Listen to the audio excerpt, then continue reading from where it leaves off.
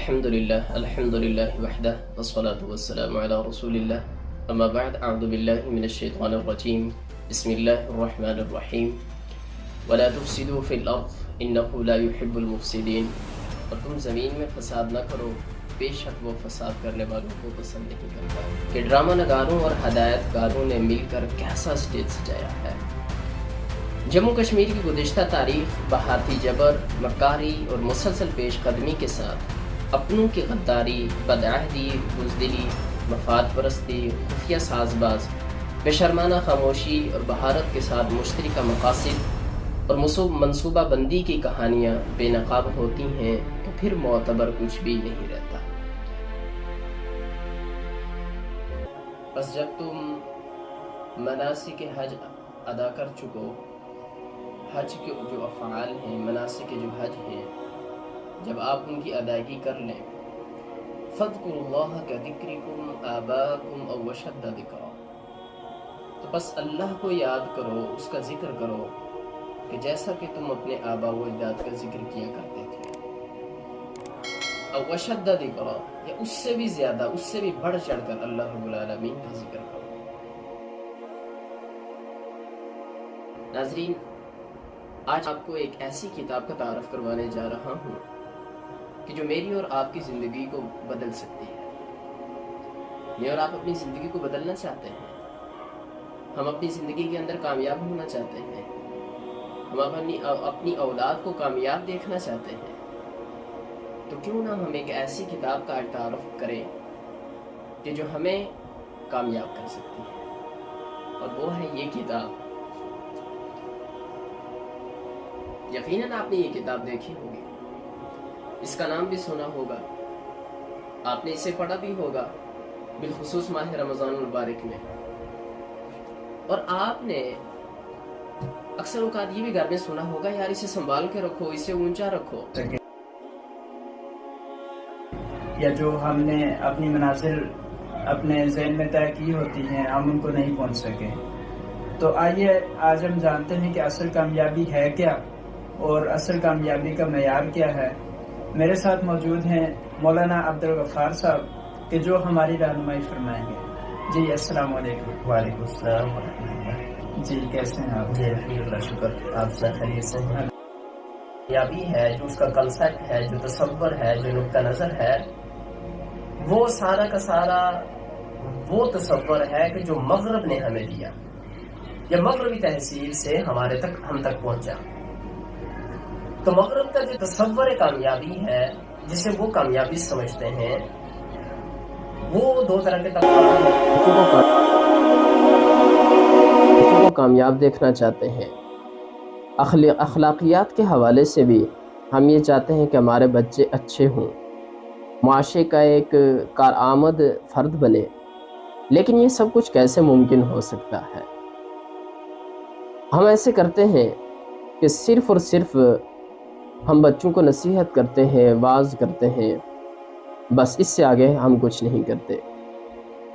تو کیا سوال یہ پیدا ہوتا ہے کہ کیا صرف واعظ اور نصیحت سے، بچوں کو صرف سمجھانے سے یا صرف تلقین کرنے سے کیا ممکن ہو سکتا ہے کہ بچے اچھے ہو جائیں گے، وہ تربیت یافتہ ہو جائیں گے، وہ معاشرے کا ایک مفید فرد بن سکیں گے؟ جی بالکل نہیں۔ بچہ جو چیز پک کرتا ہے، جو جس چیز کو فوکس کرتا ہے، یا جس چیز کو فالو کرتا ہے، جس چیز کو عمل میں لاتا ہے، وہ ہمارا کردار اور ہمارا عمل ہوا کرتا ہے۔ سامعین، پچھلے 3 سے 4 ماہ سے لے کر اب تک امت مسلمہ کے لیے ایک امتحان کھڑا تھا، اور اس وقت بھی جاری و ساری ہے۔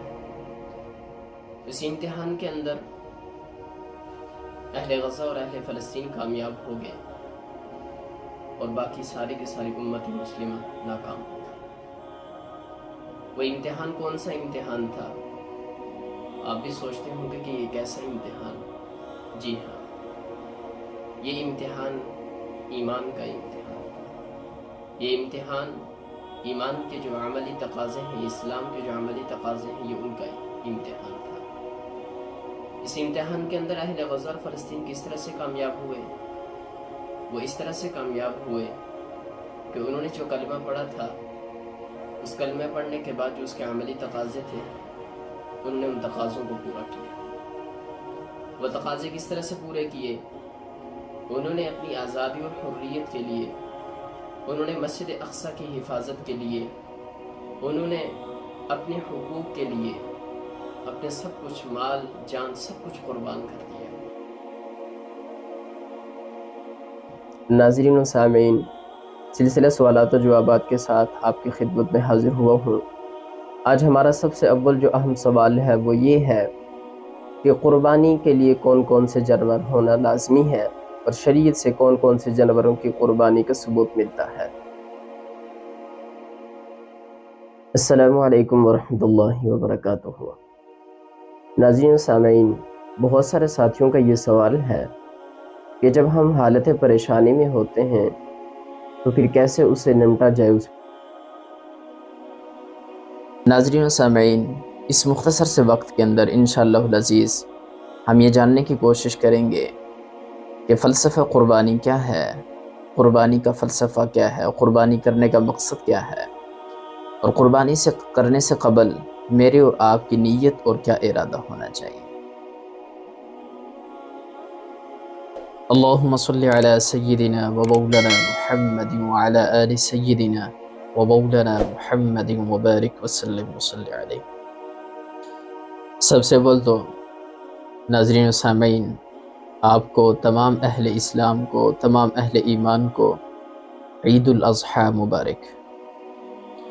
یقیناً یہ عید الاضحیٰ، یہ ایام، آج کا یہ دن میرے اور آپ کے لیے انتہائی خوشی اور مسرت کا دن ہے، اور اللہ رب العالمین کی طرف سے یہ بہت بڑی نعمت ہے کہ جس کا میں اور آپ کسی طریقے سے بھی حق ادا نہیں کر سکتے، اس نعمت کا، اس کی شکر ادا کرنے کا۔ ناظرین و سامعین، ان ایام کے اندر کچھ ایسے اعمال ہیں کہ جو مجھے اور آپ کو کرنے ہیں، کچھ ایسی چیزیں ہیں کہ جن کا مجھے اور آپ کو خیال رکھنا ہوگا۔ ناظرین و سامعین، آپ کی توجہ کے ساتھ آج ایک انتہائی اہم سوال پر بات کریں گے۔ وہ سوال یہ ہے کہ زندگی کی حقیقت کیا ہے؟ زندگی کیا ہے؟ زندگی کس چیز کا نام ہے؟ زندگی کیا ہے؟ زندگی کی حقیقت کیا ہے؟ تھوڑی سی غور کریں کہ کیا زندگی صرف اور صرف کھانا، پینا، سونا، جاگنا، اٹھنا، بیٹھنا اور دیگر جو ضروریات زندگی ہیں، مجامعت کرنا، جسم کی جو ضروریات ہیں ان کو پورا کرنا زندگی ہے، یا پھر اس سے ہٹ کے بھی کچھ اور بھی زندگی ہے؟ بتوں سے تجھ کو امیدیں، خدا سے نو امیدی، مجھے بتا تو صحیح اور کافری کیا ہے۔ ناظرین و سامعین، کہیں نہ کہیں زندگی میں کوئی نہ کوئی شخص مختلف حالات کے اندر پریشان ہے، پریشانیوں میں جکڑا ہوا ہے، ڈپریشن کا شکار ہے، وہ اپنی زندگی سے تھک چکا ہے، اور بس اوقات ایسے لمحات بھی آتے ہیں کہ بس وہ کہتا ہے کہ یا اللہ مجھے موت دے دے، میں اپنی زندگی سے تنگ آ چکا ہوں۔ تو آج جانتے ہیں کہ اس کے سبب کیا ہے، کیا ذرائع ہیں، کیا وجوہات ہیں کہ جن اسباب کی وجہ سے میں اور آپ زندگی سے اتنے مایوس ہو جاتے ہیں۔ بسم اللہ الرحمن الرحیم۔ کل نفس ذائقۃ الموت ثم الینا ترجعون، صدق اللہ العظیم۔ صبح ہوتی ہے، شام ہوتی ہے، زندگی یوں ہی تمام ہوتی ہے۔ ناظرین و سامعین، میری اور آپ کی زندگی کے اندر بہت ساری فکر ہے۔ السلام علیکم ورحمۃ اللہ وبرکاتہ۔ الحمدللہ الحمدللہ وحدہ والصلاة والسلام علی رسول اللہ وعلی آلہ واصحابہ اجمعین۔ ناظرین و سامعین، مختصر سے وقت کے اندر انشاءاللہ العزیز آج ہم محمد عربی صلی اللہ علیہ وسلم کی ایک حدیث سنیں گے اور انشاءاللہ العزیز اس پر عمل کرنے کی کوشش کریں گے۔ حضرت ابو ہریرہ رضی اللہ تعالیٰ عنہ فرماتے ہیں، السلام علیکم ورحمۃ اللہ وبرکاتہ۔ ناظرین سامعین، انشاءاللہ العزیز آج ہم اس موضوع کو اوپر ڈسکس کریں گے کہ محرم الحرام کے مہینے کے اندر یہ جو 10 محرم الحرام ہے، عاشورہ کا دن ہے، اس دن روزہ رکھنا افضل ہے یا پھر کھانا پکانا، کھانا کھلانا اور کھانا تقسیم کرنا، اور اسی طرح سے وہ جو احادیث وارد ہوئی ہیں کہ جن میں آپ صلی اللہ علیہ وسلم نے فرمایا کہ اپنے اہل و عیال پر خرچ کرنا، فراخی کرنا، یہ کیا ہے، یہ بھی باعث اجر و ثواب ہے۔ تو اس حوالے سے انشاءاللہ العزیز آج ہم وضاحت فرمائیں گے۔ السلام علیکم ورحمۃ اللہ وبرکاتہ۔ ناظرین سامعین، آج انشاءاللہ العزیز ہم انتہائی مختصر وقت کے اندر اس بات پر گفتگو کریں گے، اور ہمارا سوال یہ ہے کہ کیا غم حسین منانا جائز ہے یا ناجائز؟ تو سب سے پہلی بات تو یہ ہے کہ غم منایا نہیں جاتا، غم کی صورت میں انسان خود نڈال ہو جاتا ہے اور اس کا اظہار ہوتا ہے۔ تو منانا ایک الگ چیز ہے۔ کبھی بھی آپ نے یہ نہیں سنا ہوگا کہ کوئی انسان یہ کہے کہ میں نے غم منایا یا میں غم منانا چاہتا ہوں۔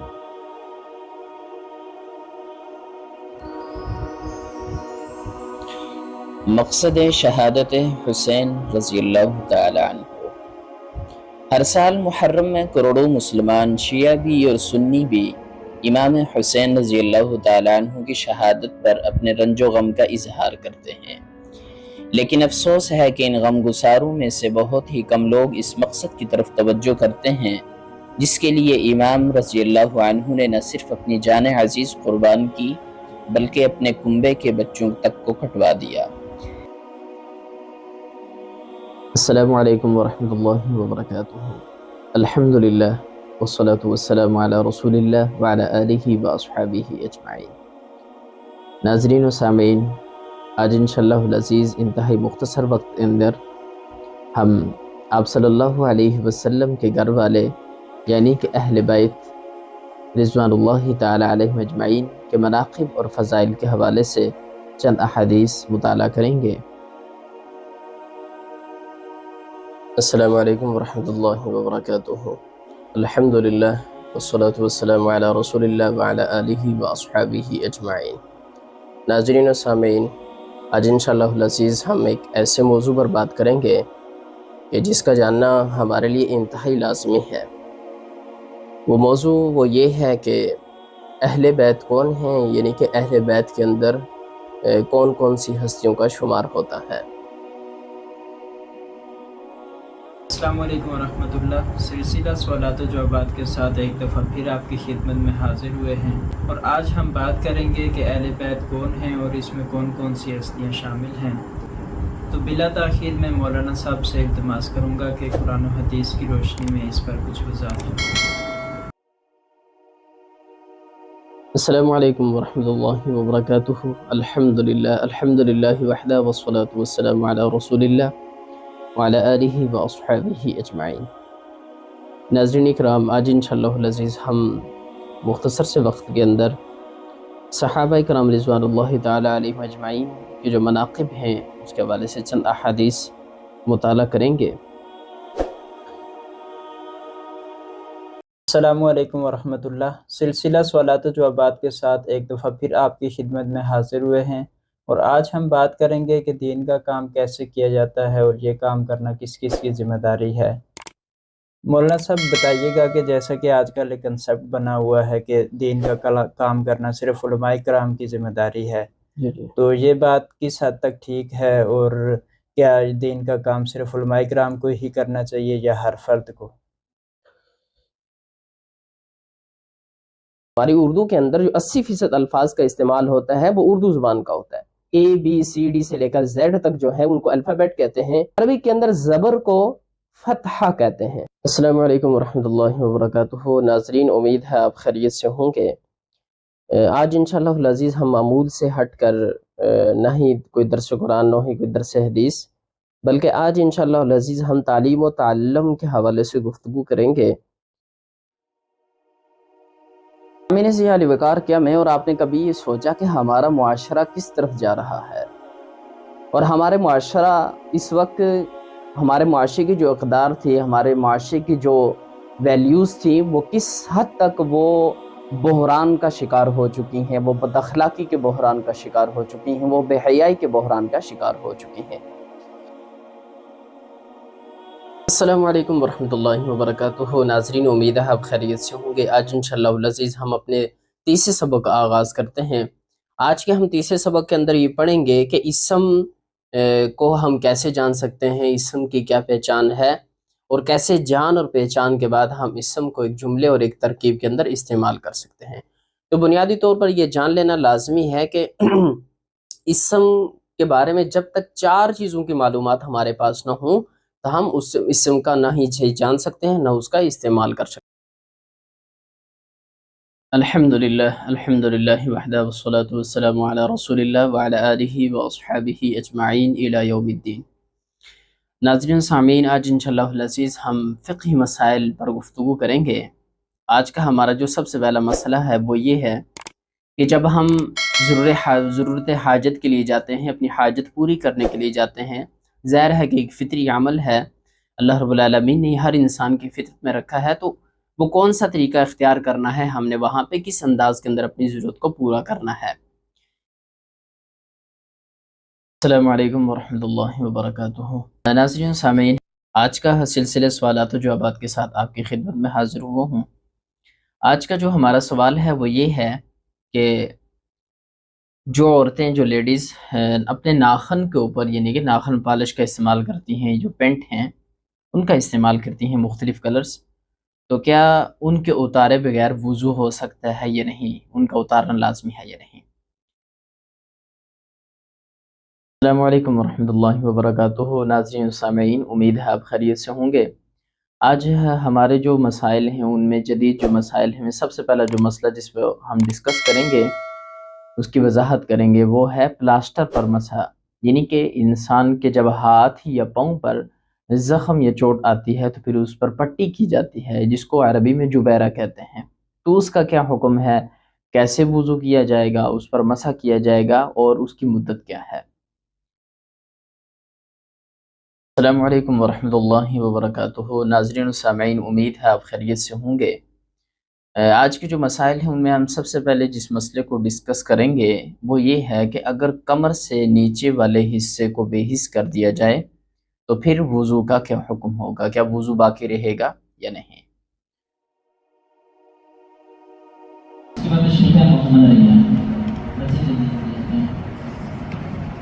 محمد ریحان۔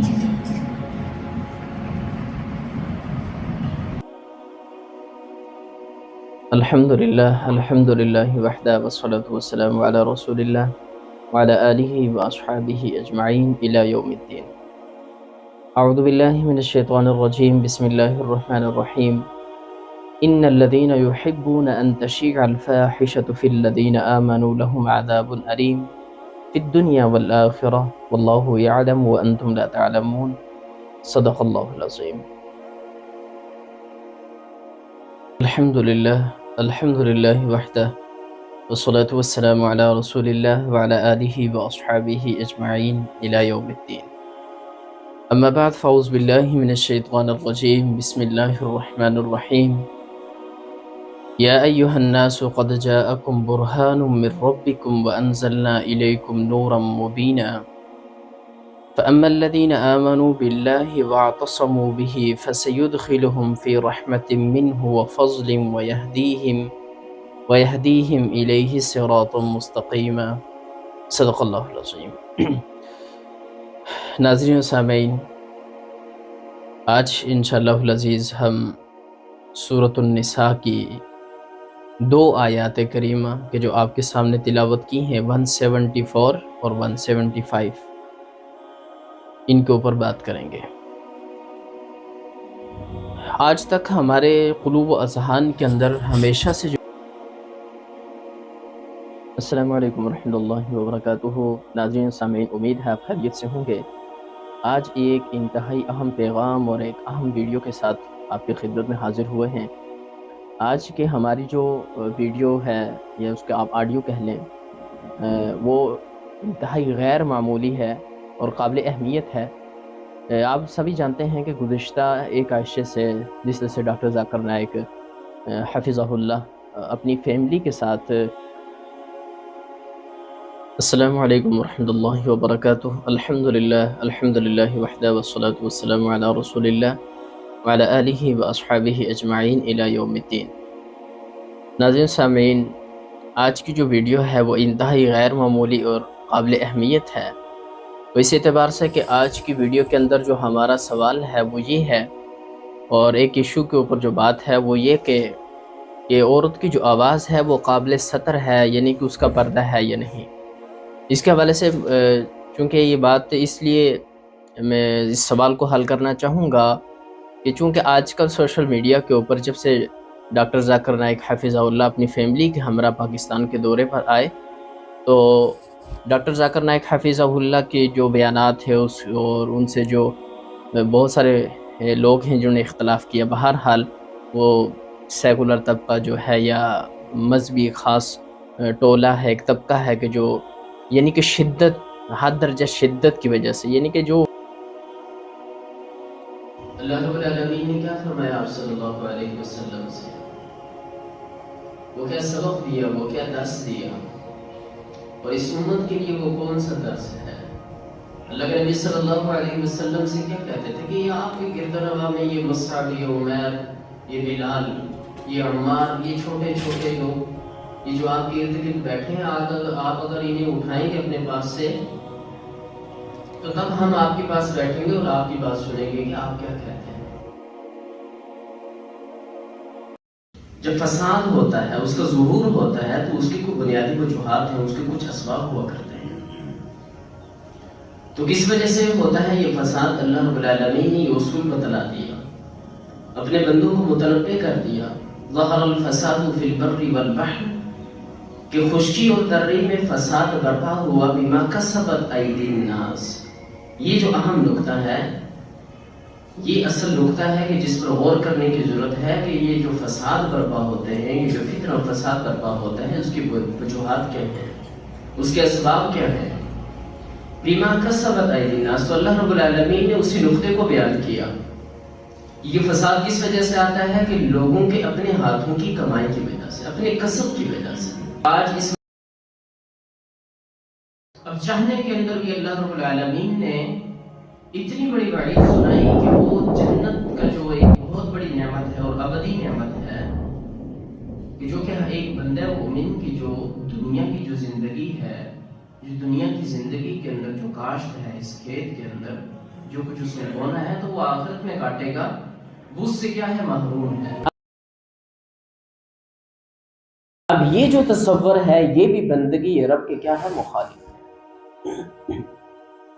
اب یہ جتنے بھی تصورات ہیں، ان کی مخالفت کرنا یہ بات سمجھنے کی ہے کہ جس طرح سے ایک مسلم اور ایک مومن کی یہ ذمہ داری ہے کہ وہ قوت کے ساتھ، شدت کے ساتھ کفر کا مقابلہ کرے، ڈٹ کر کفر کے خلاف ہو جائے، کفرانہ جو نظام ہے، جو نظریات ہیں، جو افکار ہیں، ان کا مخالف ہو جائے، ان کے خلاف کھڑا ہو جائے۔ بالکل اس سے بھی کہیں زیادہ یہ جو غلط تصورات بندگی رب ہیں، ان کے خلاف بھی کھڑا ہونا کیا ہے، لازم رکھتے ہیں۔ یہ غلط بندگی یہ رب ہے، یہ کرنی کیسے ہے؟ یہ تو معلوم ہو گیا کہ پوری کی پوری زندگی کیا ہے، وہ عبادت سے تعبیر ہے، لیکن اس کی کیفیت کیا ہونی چاہیے؟ تو اس کی کیفیت وہ جو حدیث جبرائیل ہے کہ جس کے اندر حضرت جبرائیل امین کہ ہم دین اسلام کی اتباع کرنے والے ہیں، دین اسلام ہمارا دین ہے، یہ ہمارا نظام زندگی ہے، ہم اسی کو نظام زندگی سمجھتے ہیں، لیکن اس کے ساتھ ساتھ سمجھتے تو ہیں، اس کا دعویٰ بھی کرتے ہیں، لیکن اس کے ساتھ ساتھ ہماری زندگی صبح و شام کے اندر ایک دوسرا نظام زندگی، وہ کیا ہے، وہ غالب ہے، وہ مسلط ہے، وہ برپا ہے، اور اس کیفیت اور اس صورتحال کے اندر پوری کی پوری امت مسلمہ کیا ہے، رضامند ہے اور مطمئن ہے۔ اب دیکھ لیجئے کہ یہ صحابہ کرام رضوان اللہ تعالی علیہ مجمعین کی ایک طرح سے اوصاف کا ذکر کیا گیا کہ اللہ رب العالمین کی جہاں پہ مخالفت ہو، جہاں پہ قرآن اور حدیث کی ضد ہو، جہاں پہ قرآن اور حدیث کے جو احکام ہیں شریعت کی کیا ہو سراسر مخالفت ہو، وہاں پہ آپ کی الفت اور محبت اس چیز کو ظاہر کرتی ہے کہ آپ کی زندگی کے اندر منافقانہ رویہ۔ السلام علیکم۔ وعلیکم السلام ورحمۃ اللہ۔ اچھا جی، اس وقت ہم آئے ہیں باغ کے مشہور علاقے گنگا چوٹی میں، تو یہاں آ کے آپ کیسا محسوس کر رہے ہیں؟ الحمدللہ جی بہت اچھا محسوس کر رہے ہیں۔ یہاں کی خوبصورتی اور جو نیچر ہے اور جو تخلیق ہے اور اللہ رب العالمین کی قدرت کے جو مناظر ہیں ان کو دیکھ کر روح تازہ ہو گئی، اور حقیقی معنوں کے اندر جو اللہ رب العالمین کی جو قدرت کے جو مناظر ہیں، جو نیچر ہے، وہ خوبصورتی ہے، وہ دیکھنے کا موقع ملا ہے۔ میں آج یہ کر رہا تھا کہ کس طرح والدین ایک اپنی اولاد کے لیے مصیبت اٹھاتے ہیں، اس کی پیدائش سے پہلے ہی کیا کیا مراحل ہوتے ہیں، پھر جب اس کی پیدائش ہوتی ہے تو کیسے خوشیاں منائی جاتی ہیں، پھر جو وہ جوں بڑا ہوتا ہے وہ اس کا بچپنا ہے تو کیا کیا اس کے لیے کھلونے لائے جاتے ہیں، جب لڑکپن کو پہنچتا ہے پھر اس کی ساری کی خواہشات کرتا ہے تو اس کی ساری خواہشات کو پورا کرنے کی کوشش کرتے ہیں۔ لیکن یہ تو دنیا ہے، یہ تو عارضی دنیا ہے، ایک اور جہان بھی ہے کہ جہاں ابدی زندگی ہے، ہمیشہ ہمیشہ کے لیے دائمی زندگی۔ بسم اللہ الرحمن الرحیم۔ میرے پیارے بھائی اور دوستو، میں اور آپ اس دنیا کے اندر بڑے سے بڑے شخص، بڑی سی بڑی شخصیت اور بڑی سی بڑی ذات سے ملنے کے لیے انتہائی بیتاب ہوتے ہیں کہ کس طرح سے ملاقات ہو جائے اور اس کے پاس جو نعمتیں ہیں وہ جو نعمتوں کی بارش ہمارے اوپر کرے، ہمارے اوپر برسائے اور ہماری زندگی بن جائے۔ تو ایک وہ ذات ہے کہ جس نے ہمیں پیدا کیا، وہ جو خالق ہے، وہ جو مالک ہے۔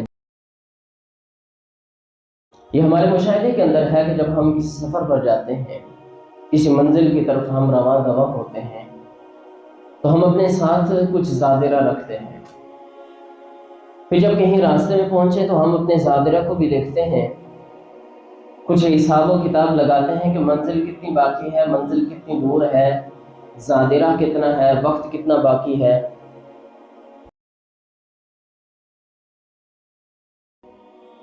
لہٰذا اس دنیا کے اندر ایک مسلم اور مومن کی یہ ذمہ داری ہے کہ وہ اللہ رب العالمین کے دین کے لیے، اس کی سربلندی کے لیے اپنی جو صلاحیت اور قابلیت ہے اس کے مطابق جدوجہد اور کوشش کرے۔ باقی اللہ رب العالمین نے جو راہ دکھلائی ہے دین اسلام، ایک جو نظام زندگی دیا، اس کے اندر مشکلات ہیں۔ آپ تاریخ کی جتنی بھی کتب اٹھا لیں، برق گردانی کر لیں، حق کے جتنے بھی راستے ہوئے، جس دور کے اندر جس نے حق کا راستہ اختیار کیا، حق کا علم بلند کیا، اس کے سامنے مشکلات آئیں۔ سب سے پہلے تو حضور صلی اللہ علیہ وسلم کے حیات کو دیکھیے، اس پر نظر ڈالیے۔